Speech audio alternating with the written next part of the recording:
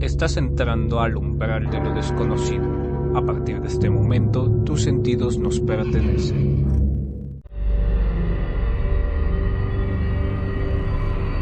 La leyenda del indio triste. Era el año de 1548, 20 meses hacía que estas tierras estaban bajo el dominio español. El pueblo de Tlacuitlapan estaba desolado, pues su señor y caudillo, el valiente Tlacuitl, se encontraba moribundo en su prisión, y su hija, la hermosa Xochitl, la última princesa chichimeca, se hallaba a su lado llorando amargamente, acompañada por unos cuantos fieles servidores. De repente, un destello de esperanza iluminó los empañados ojos del agonizante.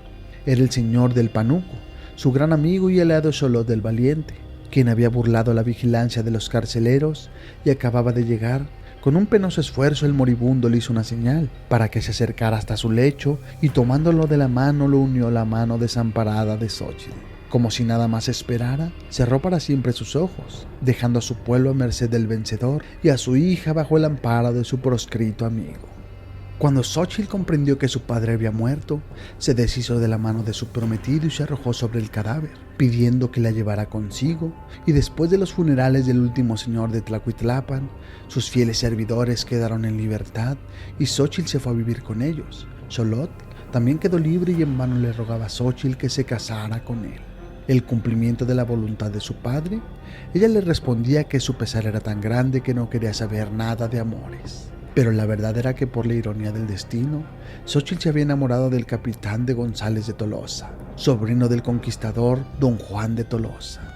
Lo había conocido en la prisión y a su poderosa influencia debía que ni su padre ni ella ni ninguno de sus fieles servidores fueran maltratados. Su padre fue debidamente atendido durante su enfermedad y sus funerales fueron dignos de su rango, por lo que ella lo amaba con todas sus fuerzas de alma virgen. Él también la quería y solo esperaba para hacerla su esposa, que dejara la religión de sus mayores y se convirtiera al cristianismo. Fray Diego de la Veracruz había emprendido la catequización de la princesa, que abayazada por el amor de Gonzalo, se rendía sumisa a todas las exigencias de este. Un día, Xolotl supo que su adorada Xochitl se casaba con el capitán, después de renunciar a sus creencias y recibir el bautismo con el nombre de María Isabel. La desesperación del indio no tuvo límites. Impotente para vengarse de un enemigo tan poderoso que todo le arrebataba de una vez, sus dominios, sus riquezas, el amor de la que iba a ser su esposa y hasta la fe de sus dioses. Desde entonces, entre las ruinas de un templo que había en el antiguo reino de Tlacuitlapan, se veía a un indio triste y demacrado,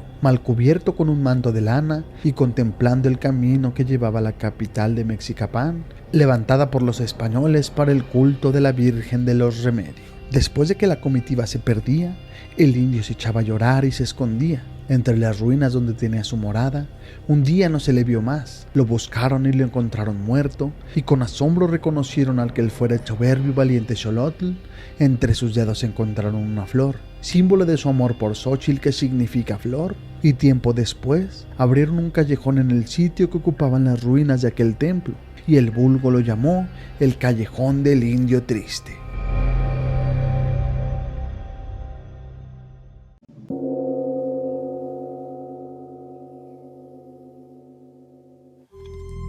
El Cerro de la Bufa. El Cerro de la Bufa, ubicado en Zacatecas, México, es un lugar rodeado de misterio y leyendas. Una de las leyendas más conocidas cuenta que en tiempos antiguos, el Cerro de la Bufa era un sitio sagrado para las tribus indígenas locales. Los pueblos originarios creían que en el cerro habitaban espíritus protectores y deidades que cuidaban el lugar. Sin embargo, también existía la creencia de que aquellos que no respetaban el cerro y su poder se enfrentaban a terribles consecuencias. Una de las leyendas más populares relata la historia de un minero llamado Don Vicente, quien llegó a Zacatecas con la esperanza de encontrar fortuna en las minas de plata. Un día, mientras exploraba el Cerro de la Bufa en busca de nuevos yacimientos, encontró una cueva oculta que emanaba una extraña luz. Sin pensarlo dos veces, Don Vicente entró a la cueva, convencido de que encontraría un gran tesoro de oro. Dentro de la cueva, Don Vicente se topó con una figura espectral, un antiguo guardián del cerro que le advirtió sobre los peligros de codiciar las riquezas escondidas en aquel lugar sagrado. El espectro le dijo que tenía que irse de inmediato y no regresar jamás. Sin embargo, cegado por la avaricia, don Vicente ignoró la advertencia y continuó su búsqueda del tesoro. De repente, el suelo bajo sus pies comenzó a temblar y la cueva se llenó de extraños sonidos y luces espectrales. Don Vicente intentó escapar, pero las paredes de la cueva comenzaron a cerrarse, atrapándolo dentro. Dicen que desde entonces el espíritu de don Vicente vaga por el Cerro de la Bufa buscando una salida y lamentándose por no haber escuchado la advertencia del guardián. Los lugareños afirman que en noches de luna llena se pueden escuchar los lamentos de don Vicente en el cerro y ver luces extrañas que parecen moverse entre las rocas. También se dice que aquellos que buscan tesoros en el Cerro de la Bufa, sin respetar su historia y sus leyendas, corren el riesgo de sufrir el mismo destino de don Vicente. Esta leyenda ha perdurado a lo largo de los años, recordando a todos la importancia de respetar los lugares sagrados y las advertencias de los antiguos.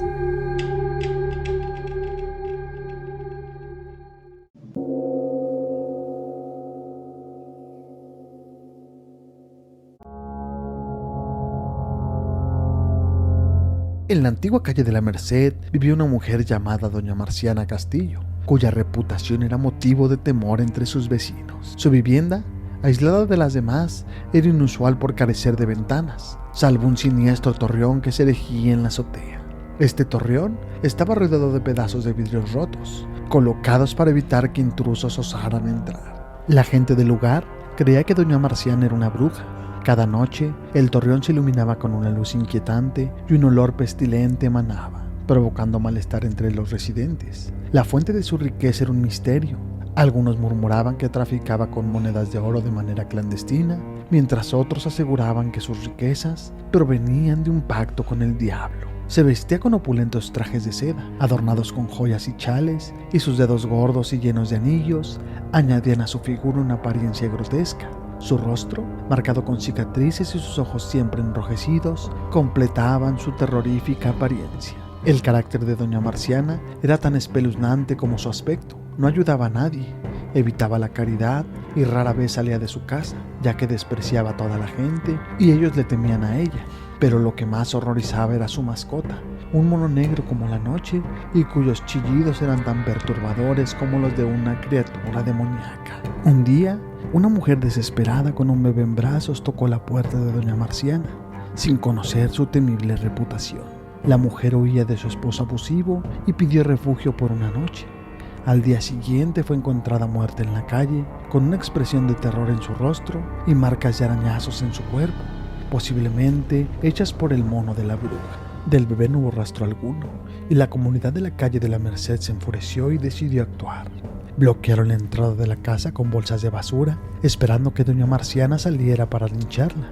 Sin embargo, una noche se escuchó una explosión, y cuando miraron hacia el torreón, vieron que llamas rojas y azules se alzaban desde él, y nadie intentó salvar a doña Marciana. Debe de ser el diablo que viene por ella, y se lo tiene merecido, comentaron algunos vecinos. A la mañana siguiente, cuando el incendio se había extinguido, encontraron el cuerpo calcinado de doña Marciana en el torreón. El mono frenético saltaba sobre ella y tuvo que ser capturado con un lazo, pero en su lucha acabó ahorcándose. Nunca se supo qué provocó la explosión, y desde ese día, la calle fue conocida como el Callejón del Mono Prieto.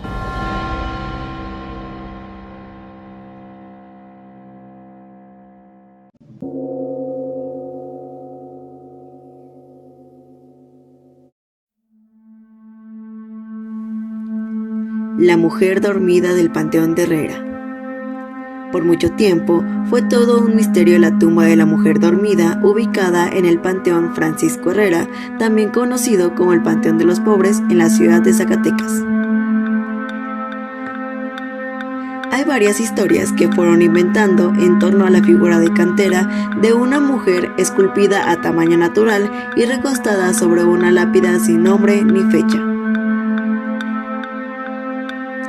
La versión más conocida es la que habla de una madre que, cansada de llorarle a su hijo pequeño, una noche quedó convertida en piedra.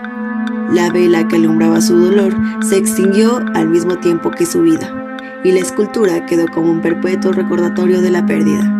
Contrario a la historia que muchos contaron a lo largo de varias décadas, el origen de la mujer dormida no fue milagroso.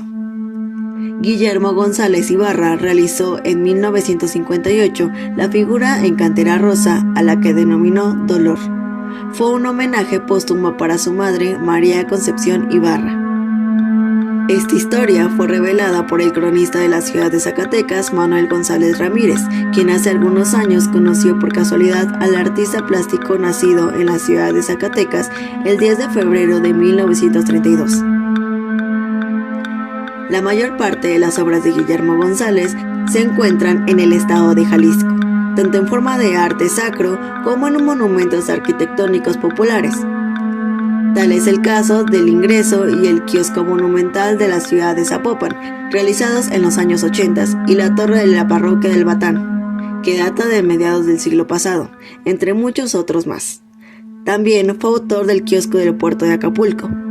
La gran mayoría de sus obras se distinguieron por tomar la cantera como un material tanto en proyectos de arquitectura como en obras plásticas, entre las que destacan la obra Doliente. Es así que la mujer dormida del Panteón de Herrera no es más que un símbolo del gran dolor por la pérdida de su madre.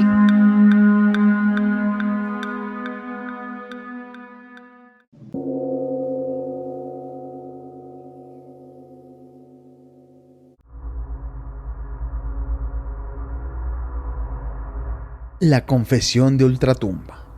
En las noches, la ciudad dormita bajo el manto de la luna, y la tranquilidad de sus calles y su plaza principal es aún más encantador. En una de esas madrugadas serenas, el aldabón de hierro de la notaría del templo de Santo Domingo resonó con mucha fuerza, despertando al padre Martín Esqueda, aunque no era inusual para él ser llamado a esas horas para administrar los sacramentos a los enfermos graves. La insistencia de los golpes le hizo levantarse, vestirse y asomarse a la ventana. ¿Quién llama?, preguntó. Una mujer humilde vestida de negro y con la cabeza cubierta por un rebozo respondió: «Soy yo, padrecito. Le ruego que me acompañe para auxiliar a un enfermo muy grave en mi casa». El sacerdote, con su petaca en mano, siguió a la mujer por callejones oscuros que desembocaban en la antigua plaza de toros. Al llegar, la mujer abrió la puerta de una mísera habitación y lo invitó a pasar. A la débil luz de una vela de cebo, el padre distinguió a un hombre en el suelo sobre un sucio petate. El ambiente era lúgubre, con un único banco rústico de madera como mobiliario. El padre se sentó y observó al enfermo, un hombre de unos 50 o 60 años, demacrado con un rostro cadavérico y ojos verdes sin expresión, que miraban fijamente las vigas del techo, y su respiración era agónica, interrumpida por una tos muy seca. El sacerdote le tomó la mano y, sintiendo el frío de la muerte, comprendió la gravedad de la situación. «Hijo mío, ¿te sientes muy mal?», preguntó el padre. «Sí, padrecito», contestó el enfermo con voz débil. «Quiero confesarme». La mujer, que había estado observando en silencio, salió a la calle y el padre abrió su petaca, sacó la estola y se la colocó sobre los hombros. «Bien, hijo mío, dime tus pecados». A pesar de su estado, el enfermo confesó con claridad, mostrando una gran contrición, y el sacerdote le dio la absolución y le administró la extrema unción. Tras ponerle los santos óleos, el padre colgó la estola en una estaca de la pared, cerró su petaca y se despidió del enfermo y de la mujer antes de regresar a casa. Al día siguiente, al no encontrar la estola en su petaca, preguntó al sacristán si alguien la había traído de la casa del enfermo. «No, padre, no han traído nada». El sacerdote envió a un monaguillo a buscarla, pero este regresó diciendo que nadie había respondido. Impaciente, mandó al sacristán, quien también regresó con la misma noticia y la impresión de que la casa estaba deshabitada. Finalmente, el padre decidió ir él mismo y constató que la casa parecía abandonada. Intrigado, buscó al dueño del edificio, quien le aseguró que hacía más de 2 años que esos cuartos estaban desocupados. «Padrecito, lo que usted me cuenta es muy extraño. ¿No sería un sueño? Vamos a verificarlo». El dueño usó una antigua y pesada llave de hierro para abrir la puerta. Al entrar, un fuerte olor a humedad los envolvió y el padre encendió un cerillo. Vieron telarañas colgando del techo y ratas corriendo asustadas. El polvo cubría el suelo, pero la estola estaba colgada en la estaca, tal como el padre había dicho. Este suceso causó gran conmoción y se dice que el padre Esqueda contrajo una enfermedad hepática grave y falleció poco después de haber confesado al misterioso enfermo.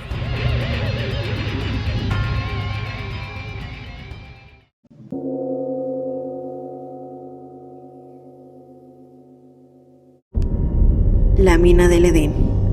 Después de la fundación de la ciudad, se inauguró la mina del Edén, que producía oro y plata en los siglos XVII y XVIII. Cuenta la leyenda de un minero llamado Roque, que descubrió una pepita de oro muy grande y la trató de robar sin compartirla con alguien. Roque se fue al fondo de la mina y la guardó, para ir por ella hasta la noche y sacar el precioso metal a escondidas. En ese momento hubo un terrible derrumbe que lo sepultó por completo. Sus gritos fueron escuchados por algunos compañeros, quienes bajaron rápido para ayudarlo y sacarlo de la mina. Ellos estuvieron excavando por muchos días, pero nunca dieron con el cuerpo ni con la pepita de oro. Después de un tiempo, sus compañeros se llevaron una gran sorpresa, al ver que en uno de los muros de la mina estaba el rostro de Roque. Se dice que se ve claro el rostro, con la boca abierta en un grito eterno y desgarrador. Comentan que la mina no dejó que Roque sacara esa pepita de oro y que solamente un alma pura de corazón encontrará la gran pepita de oro para que la pueda usar. Debido a la cercanía de la ciudad y las inundaciones de los túneles, se finalizó su explotación. Después fue ambientada para el turismo, siendo la mina del Edén la más visitada en la época actual, ofreciendo un recorrido por su interior. Se despliega un trabajo arquitectónico y museográfico que permite conocer la historia de los trabajadores de la mina en esa época, quienes, tapados por un solo taparrabos, acompañados de sus hijos, pasaban a ser esclavos de por vida.